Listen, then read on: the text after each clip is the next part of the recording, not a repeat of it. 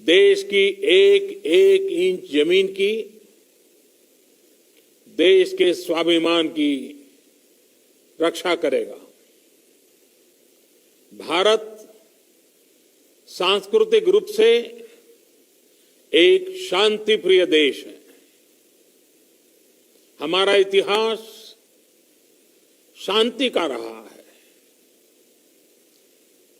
भारत का वैचारिक मंत्र ही रहा है, लोकाः समस्ताः सुखिनो भवन्तु।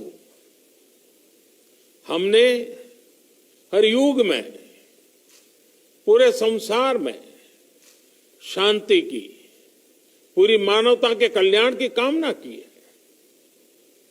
हमने हमेशा से ही अपने पड़ोसियों के साथ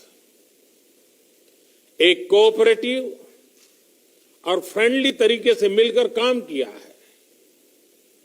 हमेशा उनके विकास और कल्याण की कामना की है। जहां कहीं हमारे मतभेद भी रहे हैं, हमने हमेशा ही ये प्रयास किया है कि मतभेद विवाद न बने, डिफरेंसेस डिस्प्यूट्स में न बदले। हम कभी किसी को भी उकसाते नहीं हैं, लेकिन हम अपने देश की अखंडता और संप्रभुता के साथ समझौता भी नहीं करते हैं। जब भी समय आया है, हमने देश की अखंडता और संप्रभुता की रक्षा करने में अपनी शक्ति का प्रदर्शन किया है, अपनी क्षमताओं को साबित किया है। त्याग और तितिक्षा हमारे राष्ट्रीय चरित्र का हिस्सा है, लेकिन साथ ही विक्रम और वीरता भी उतना ही हमारे देश के चरित्र का हिस्सा है। मैं देश को भरोसा दिलाना चाहता हूं, हमारे जवानों का बलिदान व्यर्थ नहीं जाएगा। हमारे लिए भारत की अखंडता और संप्रभुता सर्वोच्च है, और इसकी रक्षा करने से हमें कोई भी रोक नहीं सकता। इस बारे में किसी को भी जरा भी भ्रम या संदेह नहीं होना चाहिए। भारत शांति चाहता है, लेकिन भारत उकसाने पर हर हाल में यथोचित, हर हाल में यथोचित जवाब देने में सक्षम है। और हमारे दिवंगत शहीद वीर जवानों के विषय में देश को इस बात का गर्व होगा कि वे मारते मारते मरे हैं।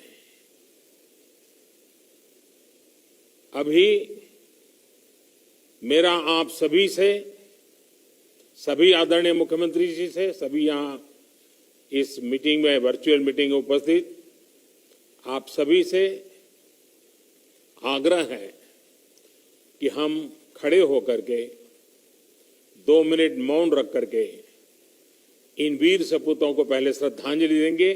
उसके बाद आज जो हमने हमारी मीटिंग तय की है, उस मीटिंग को आगे बढ़ाएंगे।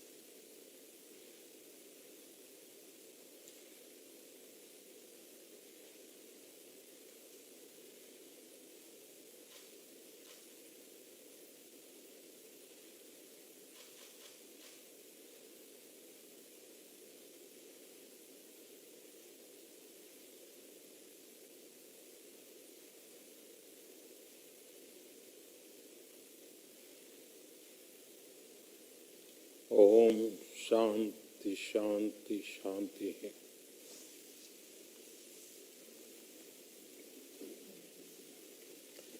अब हम इस वजह से मैं आग्रह करूंगा कि आज की मीटिंग को हम आगे बढ़ाएं। आदरणीय प्रधानमंत्री जी, उपस्थित सभी। अभी आपने देखा प्रधानमंत्री नरेंद्र मोदी ने सभी जो भी मुख्यमंत्री इस मीटिंग में शामिल हैं कोविड-19 पर चर्चा करने के लिए मीटिंग आयोजित की गई थी और ये मीटिंग कल शुरू हुई थी और आज भी जारी रहेगी। प्रधानमंत्री नरेंद्र मोदी ने अपनी बातचीत की जो शुरुआत की है वो कहा है कि किस तरह से जो भारतीय सैनिक सीमा पर शहीद हुए हैं उनको श्रद्धांजलि अर्पित की और एक बार फिर दोहराया